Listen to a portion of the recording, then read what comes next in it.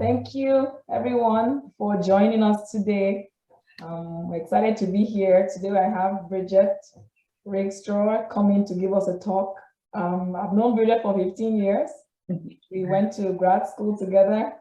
So I would let her do the introductions, talk about her journey in STEM and what she's working on. Bridgett, feel free to take it away. Yes, thank you very much. Can everyone see my screen okay? And see in the corner okay? Yes, we see Okay. it. I just want to start out by, again, thanking MA, American Chemical Society and the Greater Houston chapter for inviting me to speak this evening. This first part of my talk will be just like an overview of who I am, where I came from, everything that I've done in chemistry from the very beginning to now. And then I'll end the second half with highlighting my current work in creating lubricants for automotive HVAC applications. So you'll see throughout the course of this first part that there's quite a bit of personal journey intertwined. This is going to be on purpose because I'm of the belief that the career and personal or home life are not a separate thing, especially experiencing this more recently during the COVID-19 pandemic. Without further ado, I will just continue on. So thanks again for inviting me today. I'm gonna start to advance my slides. It might be a little lag, so please bear with me. So I'll start my journey from my hometown of Columbus, Ohio, also known as home of the Buckeyes. So I grew up in the inner city urban area on the south side of Columbus. Coming primarily from a single parent family. This is a picture of my mother here, where there was my mother and 3 of my siblings, so there's 4 of us. Since my mother spent much of her time working to provide for her family, what that meant was that my siblings and I were primarily raised and spent a lot of time with my maternal grandmother, who is actually pictured here on the left. And I wanted to start with this slide specifically because my mother and my grandmother were very impactful in my career in the perseverance that I had. So you can see this is a pretty interesting picture of my grandmother. Her name is Ethel Johnson, and she was actually known and is becoming more well known to be one of the first African-American women wrestlers that ever existed in the 50s and 60s. So she really instilled that idea of perseverance. If you want to achieve a goal, you set out for it and you actually do it no matter what the barriers that might be placed in front of you. I won't spend a lot of time on her, but there is a documentary that that was created to highlight her career called Lady Wrestler. It's on Amazon Prime. So that is my shameless plug for one of the women who is a very impactful person in my life. Nonetheless, from Columbus, I had always excelled academically and athletically throughout my schooling. However, due to the nature of being from a socioeconomically disadvantaged part of the city, the education that I received wasn't, I would say just wasn't the greatest, and the resources for the educational system there were very scarce, if you will. So I got my start in initial interest in chemistry from my high school chemistry class, nonetheless taught by a lady named Miss Catherine Huller. This is a picture of her today. She was a phenomenal chemistry teacher and tried her best to make chemistry fun and exciting. I remember there were times when she would sort of rewrite the words to popular songs and incorporate, different meanings of chemistry to help the students memorize things. But nonetheless, she also realized that the resources at the school and in the school system were subpar. Since I was one of the top students in her class and excelling, she actually pulled me to the side and told me about a program that was run at the Ohio State University that was in fact sponsored by the American Chemical Society called Project Seed. So I'm not sure if many of you are familiar. I have heard in the networking part in the beginning that many of you are in academia, but I essentially got my exposure to research and everything in the ACS Project C program. And so essentially the mission and vision of that program is to provide sustained STEM research, learning, and growth opportunities for high school students with diverse identities and social and economic backgrounds, so that they can be empowered to advance and enriched in the chemical science enterprise. So essentially this was a program that seemed to be perfect for me at the time, and just looking back in hindsight, it was the perfect opportunity. So as a high school junior, I applied and was accepted to the program, and to be honest, I wasn't sure what to expect. I didn't have, no one in my immediate family or extended family had gone to college, so I didn't really have anyone to ask a lot of questions. I did, tap Mrs. Huller for, insights into what to expect, but I had no idea because I just didn't have those examples. As a surprise to me, the first day entering the program, I was assigned a mentor and advisor, as all students in the program are assigned. But I was surprised that my mentor was this young lady right here. Her name was Dr. Wells at the time, and she was a postdoctoral fellow at the university, working under my advisor, Dr. David Hart, who is very well known in synthetic organic chemistry at the Ohio State University. So before meeting Dr. Wells and Dr. Hart, I had not even known that it was possible to obtain a PhD in chemistry. I just didn't know that that was a thing, because I didn't have that representation, let alone having the example of an African-American woman, because as you remember, as previously stated, I did not have that example before entering this. So I went on to complete 2 summer research projects in Dr. Hart's synthetic organic chemistry group, and even had 2 publications, as you can see on the screen, prior to even going to graduate school and prior to completing my undergraduate studies, which was pretty exciting. From that experience, I would describe it as getting a crash course in graduate school. For example, I learned like proper lab etiquette and safety, how to write for journals, and how to, more clearly and concisely present my research project. So it was very, very valuable experience. I always say that these 3 people, Ms. Huller, Dr. Wells, and Dr. Hart, as well as the ACS Project C program, were and are the reasons that I decided to go and pursue a career in chemistry. I'd say that Ms. Huller and Dr. Hart were the champions for me, meaning that they saw something in me, and they had the power and resources to do something to impact my path. And Dr. Wells was my mentor and friend, but ultimately she was the representation that I needed in the example to have the confidence to later pursue my PhD in chemistry as well in the future. So as I said, I excelled very much so in academics and athletics throughout my high school. And so I went on and was awarded an athletic scholarship to Ball State University in Muncie, Indiana, where I, not surprising enough, majored in chemistry. I continued to develop my laboratory skill set, and I was actually invited by 2 professors. This is Dr. Patricia Lang and Dr. Bruce Thorhoff from the BSU Department of Chemistry. I was invited to be a summer research assistant after my first or second year there, to participate in an NSF-sponsored Lewis Stoke Award program. So I was able to continue with doing that summer research for the first couple years in my undergraduate work. And at that point in time, I had developed my skill sets and presentation skills such that I was actually able to begin presenting my work in the larger form. So actually, I remember my project. It was called Characterization and Synthesis of cadmium selenide nanoparticles, and I presented that work at the larger ACS national meeting at the time.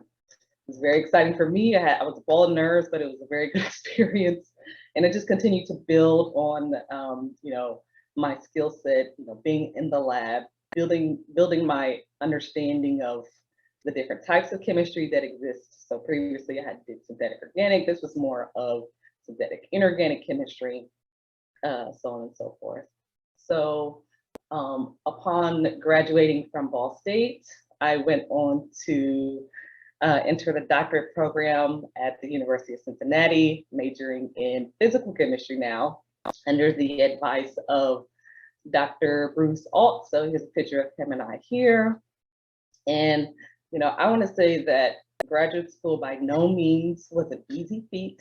And I think that MA can attest to that. It's very difficult.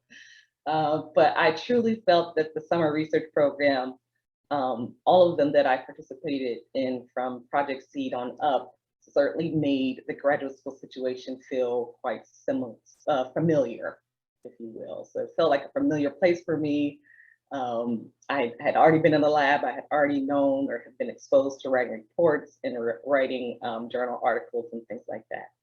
So I went in with an open, you know, mind and was very excited. I also at that time continued and became very active in several industry organizations, continuing with, you know, my involvement with the American Chemical Society, but also discovering an organization called NOBSHE, which is the National Organization for the Professional Advancement of Black Chemists and Chemical Engineers. And then on the local level, I built my network at the University of Cincinnati, being very involved with the Black Graduate Student Association there, and was able to network with other very diverse graduate students in the different graduate schools. Now, on a personal level, graduate school for me was pretty eventful. I got married and had my first child. I had my daughter by my 5th and final year at UC. And this is where I started to begin to feel this difficult nature associated with balancing school or work and home life, and it being particularly demanding. But ultimately, with the strong support of my network, some of those folks shown here is a young MA and Bridgett, I was able to, you know, stay on track and you know, set goals with my advisor such that, you know, achieving that goal and persevering to graduate. And so I graduated in 2012 upon the completion of my thesis that was entitled An Investigation of the Thermal and Photochemical Reactions of Ozone with Alkenes Using Matrix Isolation. It's not something that I use today, but I certainly use some of the softer skills that I developed during, you know, my undergraduate and graduate school career. All right. So then going on to my professional career, to be honest, I set out with the idea that I wanted to have a role in the chemical industry where I could make an impact. It wasn't really clear what this meant. It could, in my mind, it could have meant working for a personal products company like P&G or working in oil and gas, something to you know, have a greater impact on everyday life for, you know, the humans that are on Earth. But I very quickly found that, you know, it was very difficult to find a role in industry with 0 years of industry experience. And the good thing about having a PhD is that you're typically qualified automatically to teach. So in the meantime, I spent 2 years adjunct teaching general chemistry at a community college in Dayton, Ohio called Sinclair Community College. I didn't exactly intend to go into academia, but I did find it particularly rewarding. I had the example of many of the professors before me and teachers and mentors through the years that I was able to construct a, you know, a teaching plan and be able to present the idea of general chemistry to these folks who have never seen it before in a very clear and concise way. And when you see that student who came in and said, I used to hate, chemistry. I never understand it's a different language to, by the end of class, actually saying that they love chemistry and they want to pursue it. That was just very rewarding to me. So this is also a place where I was able to transition into a mentor role. I began to mentor several other minority students that had interest in continuing their career in chemistry, and actually fostered one student to actually follow my path and ended up going to University of Cincinnati for her undergraduate studies. The flexibility of teaching allowed me to continue to grow my family. I think I actually had my second child, my son, during spring break one year of teaching. It was a great time. I love the flexibility, met a lot of really, really gifted students, and hopefully, was able to make an impact while I was there. But ultimately, there was always this voice in the back of my head telling me to pursue this industry, role in chemistry. I just couldn't let it go. And so I was actually able to leverage my University of Cincinnati network that I had created with the Black Graduate Student Association. And I was able to land a role at BASF in Tarrytown, New York, where I was a scientist charged with developing lubricant additives for both the automotive and industrial applications. I was there for about 5 years, and I learned so much hands-on experience in the lab, what customers actually want, having that customer-facing interaction and seeing the impact that what I was doing had on the industry was just a phenomenal feeling. I continued to build my network by continuing to be involved in more niche industry organizations like STLE, which is the Society of Tribologists and Lubrication Engineers, and the Standards Group, ASTM. While there, I also was able to get some leadership experience by my interaction with several of the employee resource groups. I led the Women in Business group at the time I was there, and the African American Employee group, and I actually enjoyed leading people. And however, I've always felt, while I was there, even though it was an amazing role and I learned tons of hands-on things about the lubricant industry, I've always felt that it was very important to have a good balance of depth of knowledge. That means, to me, becoming an expert in lubricant additives, if you will, but also a balance of breadth of experience.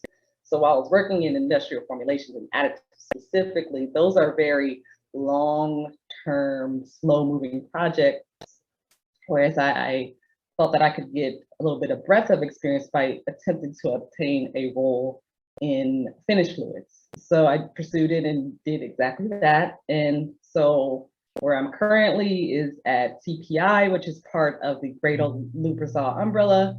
And I'm in a role of project leader / formulator, where I'm charged with developing those finished fluids that involve some of the additives that I learned about at BASF for the refrigeration and air conditioning applications in automotive, room AC, refrigeration, commercial refrigeration, you name it. If it involves cooling, me and Lubrizol and CPI are in some way involved. So my family and I did make that big move from New York back to the Midwest or Michigan.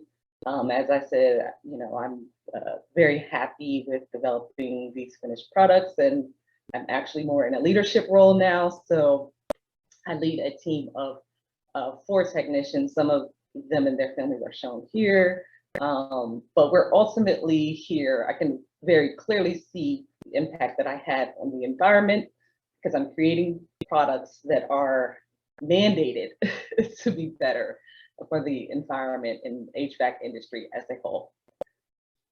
So how am I doing on time? All right, so good, so far so good. Okay, so this is the last slide. So there were 3 main recurring things that I feel like contributed to my success in my journey in chemistry. That's 1, perseverance, that very strong sense that I got from my grandmother growing up. If you start something, you gotta finish it.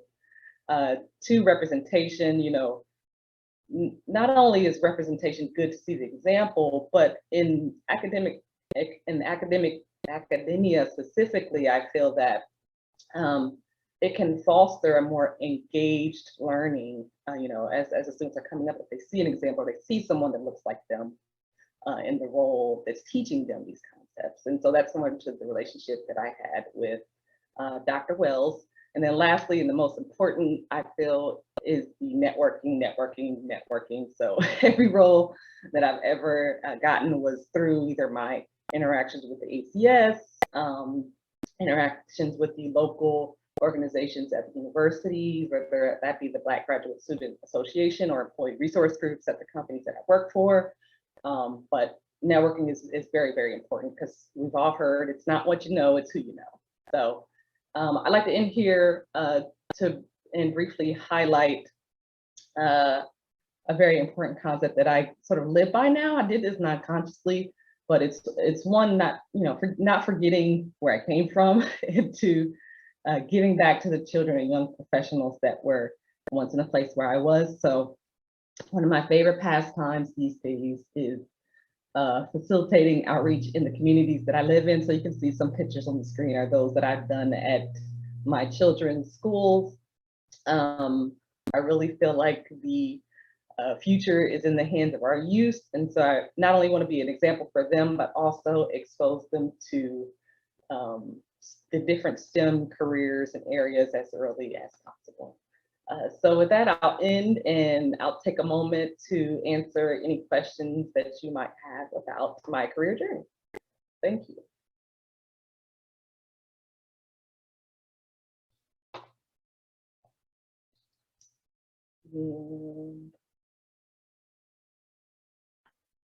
I have a question. Yes. So this is Lisa Houston, and like I said, my bandwidth is horrible, so I can't get back on camera.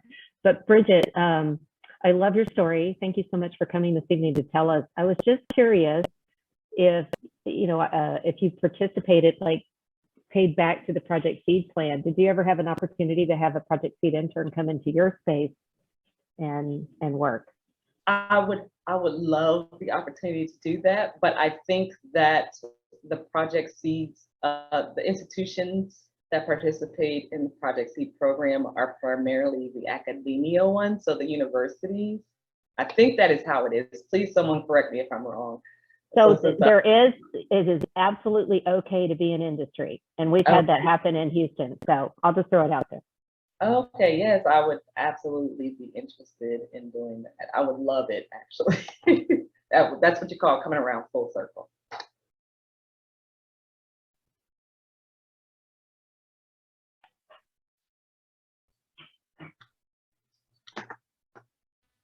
I'll throw one last comment out, because I think Lisa made the point in chat.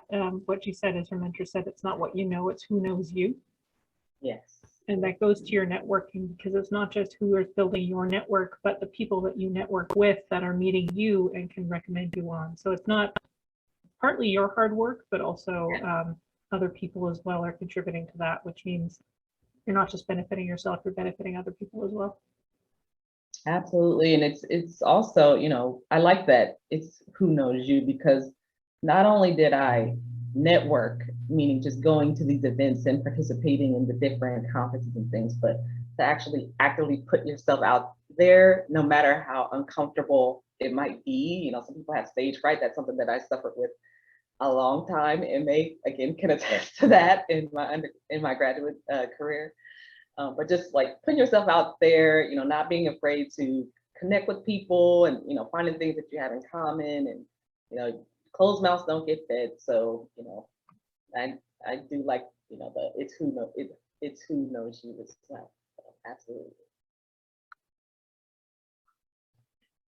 Hey, Bridgett, you know, hey, today with a lot of social media, you know, a fair amount of people are trying to do networking through the social media. You know, do you have any advice? You know, obviously networking in person is better. But do you have any advice concerning social media, networking through social media? I think you're exactly right. And you can even start to see some of this on LinkedIn, like some of the virtual events, some of the people who may reach out to you here and there. I think ultimately it's coming, this technology thing. I think in order to approach it that way, you have to go into it with the authentic mentality. You have to go into it with a level of persistence, because just think it's like a text, like, yeah, you know, how serious can you take a text versus a phone call? So I would say, you know, you have to make it make sense if you're going to try to connect with someone virtually or, you know, using social media, but also, you know, have a, you know, don't just say, oh, you know, I'd like to connect with you and that's it. You have to actually engage with the people in the different organizations. So I just say, you know, be authentic in the explanation of what you want and what you're trying to achieve from that relationship with networking with someone, and then just continuing to be connected over a period of time, opposed to just sending one message and then, you know, letting 6-9 months go by and not saying anything again. Well, thanks. So basically, you need to follow up.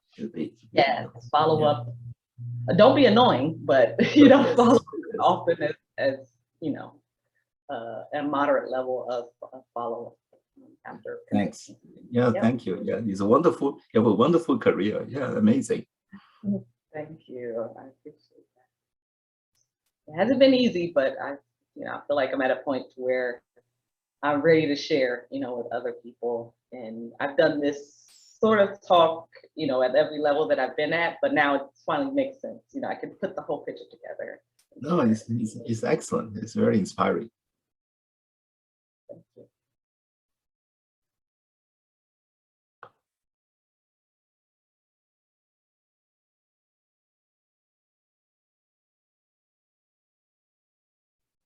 Bridgett, I think you can move on.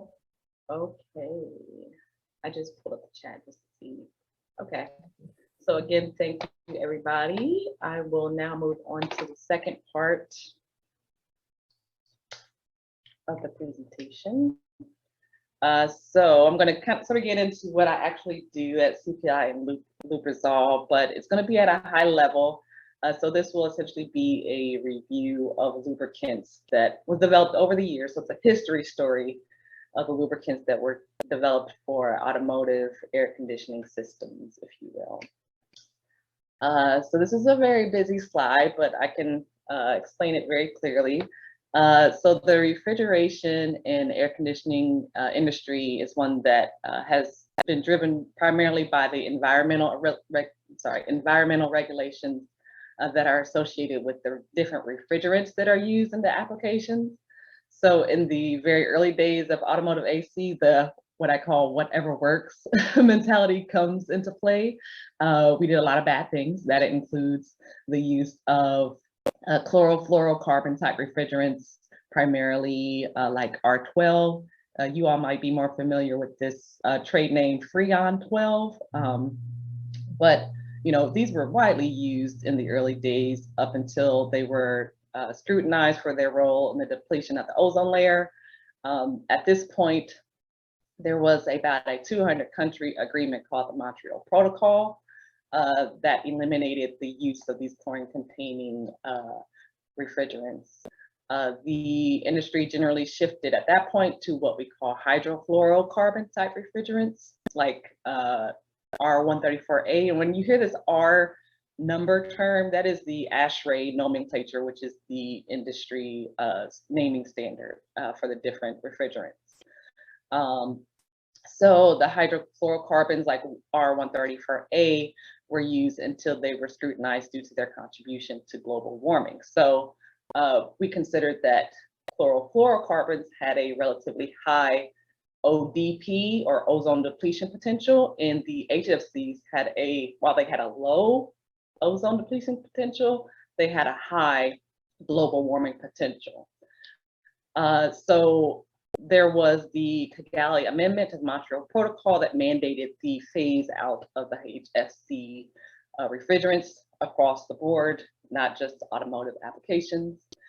And so where we are now is where the industry relies on what we call low global warming potential refrigerants like hydrofluroolefins that were actually created to actually react in the environment, and natural refrigerants like CO2, propane, and butane, for example. But those natural refrigerants are still under development.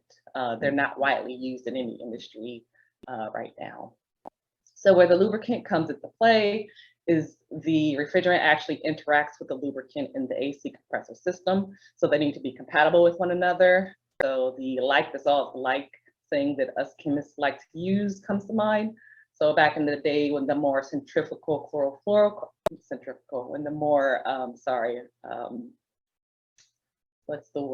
more symmetrical chlorofluorocarbons were used, those were generally nonpolar, and so nonpolar mineral oils were used.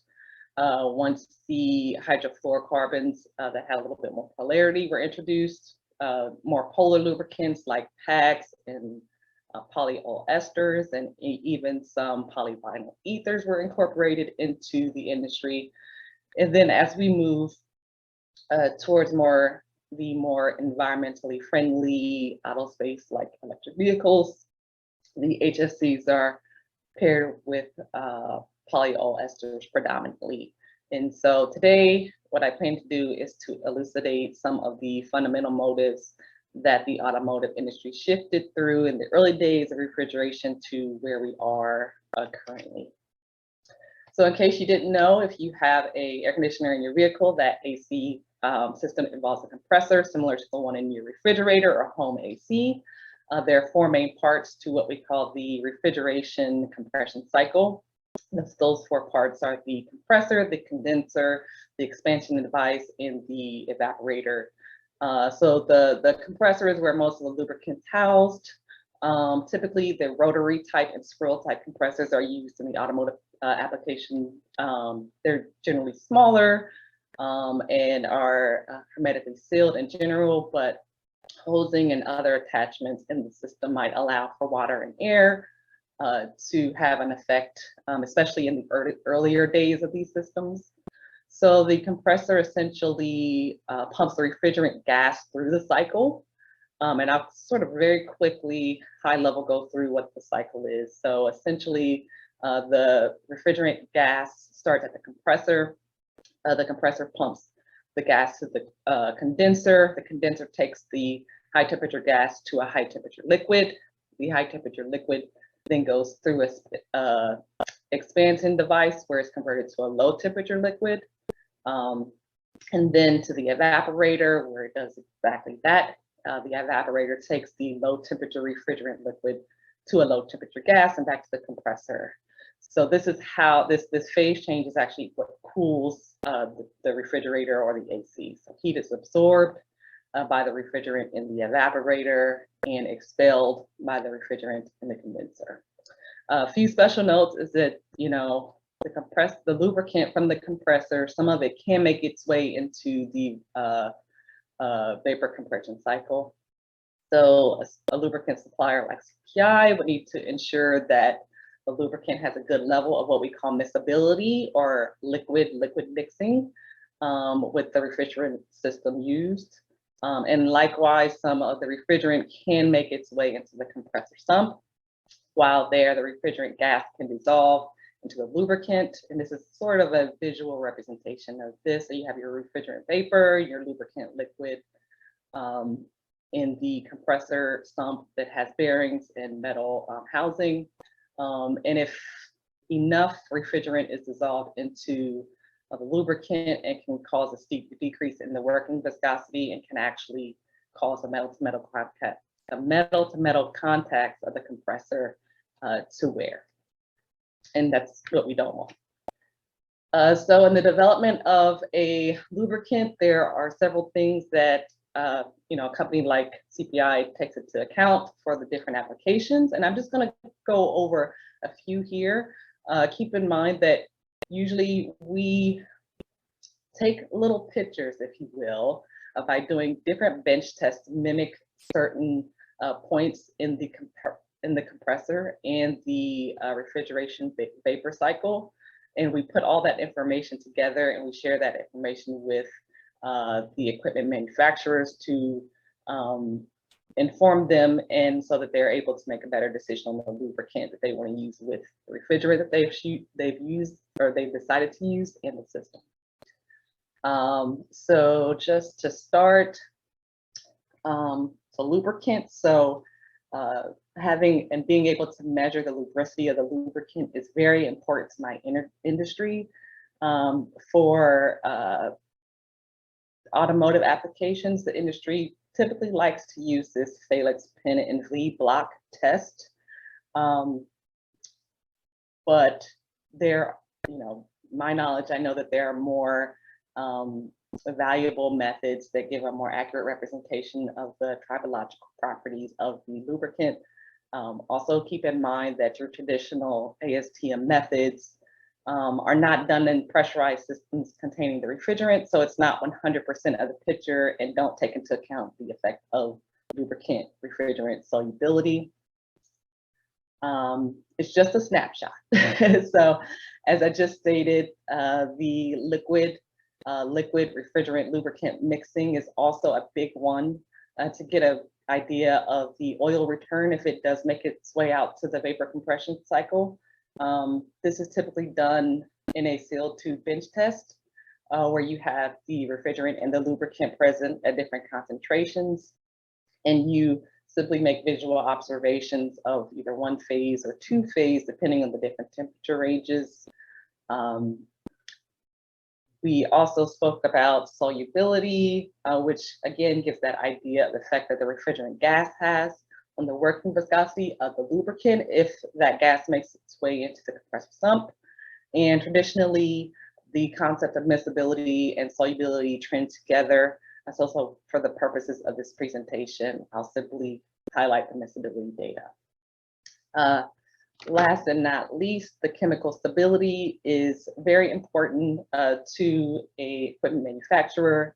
There's a standardized test called ASHRAE 97 that we do that takes the different metal materials of the construction of the compressor. It places it in a sealed tube with the refrigerant and the lubricant present and heats it up over a period of time.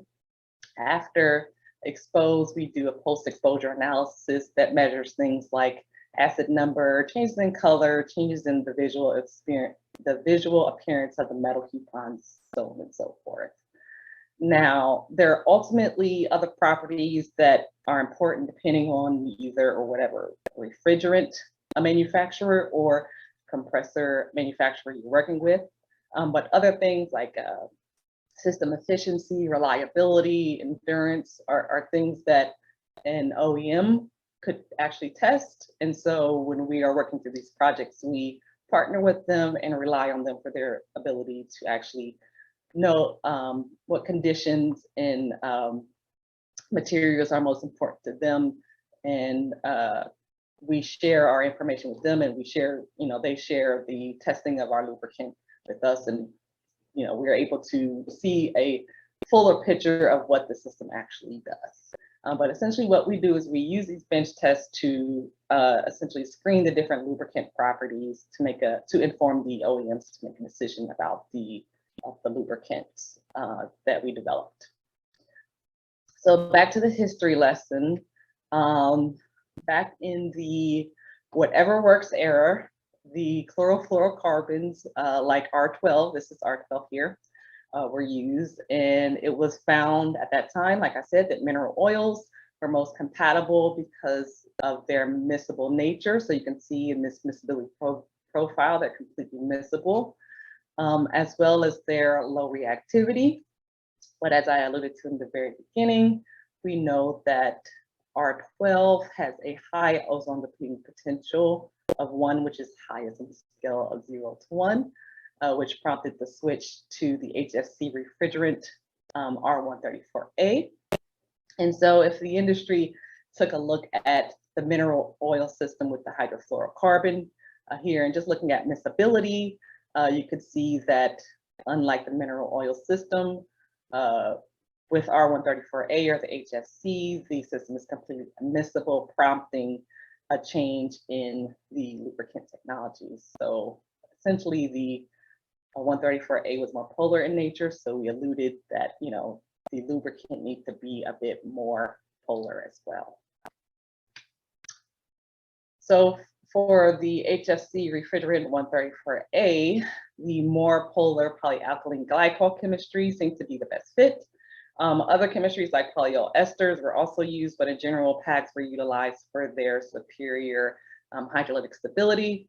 So you that might be familiar with PAGs, they can be described as water soluble or water insoluble to describe their ethylene or propylene oxide backbone structure, and uncapped, single encapped or double encapped, which in the refrigeration world and air conditioning world can have an effect on the chemical reactivity. So just as an example, to describe that reactivity, I've used this rope example to describe the PAGs. So imagine a rope with two open frayed ends. That would be considered an uncapped PAG. The PAGs traditionally, if it's uncapped, it would have hydroxyl groups on either end that are ready to react with everything that it comes in contact with.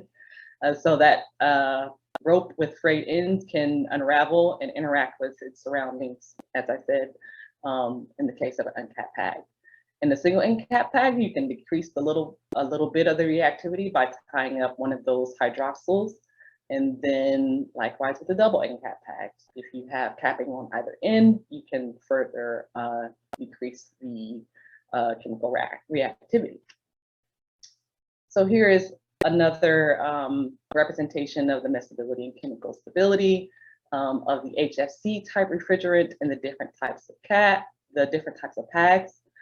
As you can see, you can modify both the backbone structure. So this is the miscibility of a pure single encapped PO PAG with 134A, and this is with a EO-PO mixed PAG. So you can see you can modify the structural nature of the PAG to achieve the performance standard. In general, PAGs, as you can see in this chemical stability or ASHRAE 97 table, they're relatively inert towards HFCs in general.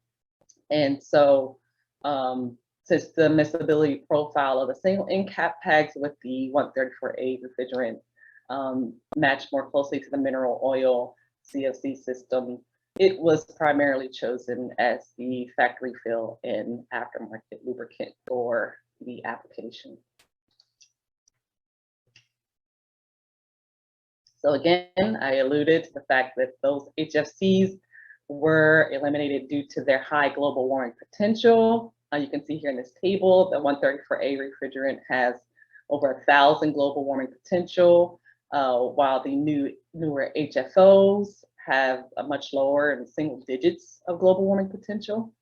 So HFOs like R1234YF were widely adopted. As you can see, like I said, it has a much lower global warming potential. And again, these refrigerants were made to react in the environment. They weren't made to stick around, in the environment and have the harmful effect of global warming. So it wasn't necessarily surprising when you compared it with the traditional single encapped PAG that had the loose end on it. It was a bit more reactive. So you can see in this picture here, if we did that ASHRAE 97 test, you are seeing some level of reactivity. If you do the analysis of it, you have an increase in tan, you have an increase in the color of the mixture, and you actually have some dissolving of the metals as well as fluorides present in the solution, which is an indicator that the refrigerant has broken down when put in the presence of the single encapped lubricant.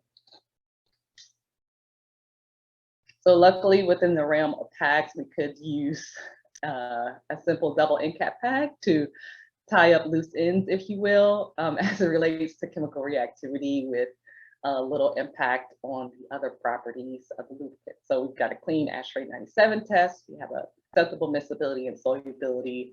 This is the primary lubricant technology that's used for the HFO refrigerants in the internal combustion engine AC system. Now I said that last statement because there is a difference between the AC system and a internal combustion engine vehicle versus an electric vehicle. They both generally go through the same cooling cycle, but in an ICE system, the compressor is driven by a belt. And in an electric vehicle system, that system is driven by an electric motor. what this means in the electric vehicle system is that both the motor and compressor are in one housing and mixed with the refrigerant and the lubricant flowing through it. So because the lubricant flows through the motor windings, it must have a high level of electrical resistivity or low conductivity. If you know anything about packs, you would know that they are actually pretty conductive materials. And so to achieve this for the electric vehicle and hybrid vehicle systems, the polyol ester lubricant chemistry is primarily used. Also worth noting is that both the ICE and EV AC lubricant standards have incorporated this hydrolytic stability element to the chemical stability test. So essentially you have the lubricant, you have the refrigerant, you have the metal coupons, and you have about 1,000 ppm water. So the industry has mandated that you have to pass that test. So luckily for Lubrizol and our esters, we have a variety of additives that can help support the use of our polyol esters in the electric vehicle space. But traditionally in the internal combustion engine applications, PAG will continue to work because they, while they're extremely hygroscopic, they do not hydrolyze as esters do. So we wouldn't be a lubricant company if we didn't talk about the tribological properties of the different applications. I'm not going to spend a lot of time on this. I just want to kind of spend the next couple slides to highlight, that the type of base oil that you use does matter when you're looking at the metal contact that's happening inside the compressor. So this is just what we call a bench test called elastohydrodynamic interferometry. It's essentially a bench test that mimics a condition. It's described as a steel ball on a loaded glass disc. And so what we're able to do is look at the different types of lubricants and measure the film thickness versus the speed and see which type of lubricant works well for systems that use that non-conformal point contact, like as in centrifugal chillers. But we usually take this type of information with a grain of salt because it doesn't take into account the refrigerant. If there is refrigerant dissolved in the lubricant, this trend can be skewed. So the next couple slides are essentially looking at the base oil film thickness. Obviously a thicker film, a more better lubrication property. This is just another way, but I think I'm running out of time, so I'll just glaze over that. Yeah, you have some time. Yeah. Okay, and then the last part is just simply to kind of highlight that, while we do have base oils and things that can impact, the compressor system and protection of the metal contacts that are coming in contact with one another in the compressor, we have a full range of additives that we utilize to impact, in the case where the metal contact is happening, we have additives that can go in and sort of form films that can decrease wear measurements, such as your load to fail and the Phalanx test and the 4-bar wear scar, as in the ASTM 4172. So I know that was sort of a glaze over the last part, but I just kind of want to make sure that I'm able to end with time for a few questions. So essentially, in summary, the auto AC industry has a very long evolving history that is driven primarily by the environmental regulations.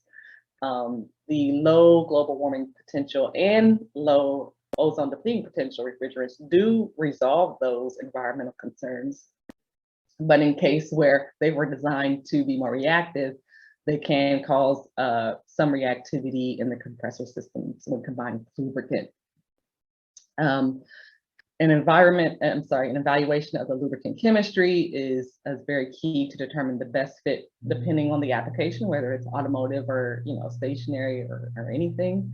And really partnering with our customers who are the OEMs, people who are making the equipment that the lubricant goes into, is really what allows us to be successful.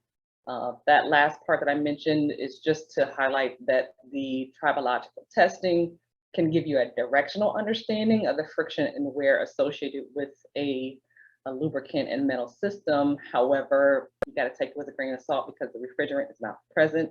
So you got to, correlate both the tribological testing to the solubility of the refrigerant lubricant combination.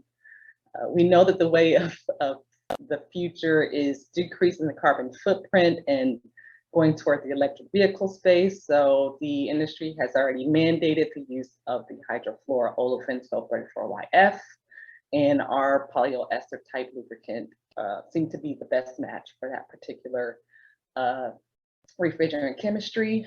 In the future, I think we know that the environmental standards are going to get stricter and stricter. And so in the event that they want a even lower global warming potential, that would drive the industry towards more of the natural refrigerant space like CO2 and propane. But we know that that would require a full equipment redesign due to the high pressure nature or the increased increased flammable nature of some of those more natural refrigerants like CO2 and propane. But and then to end, this isn't the full picture. This is a snapshot of what a lubricant company considers. But ultimately, us partnering with our refrigerant manufacturers and equipment manufacturers is that full picture is what gets the lubricant selection happening and making sure that those systems are able to achieve their performance standards and environmental standards as a whole. So I'll stop there and take a breather and answer any questions that you guys may have. So thank you again.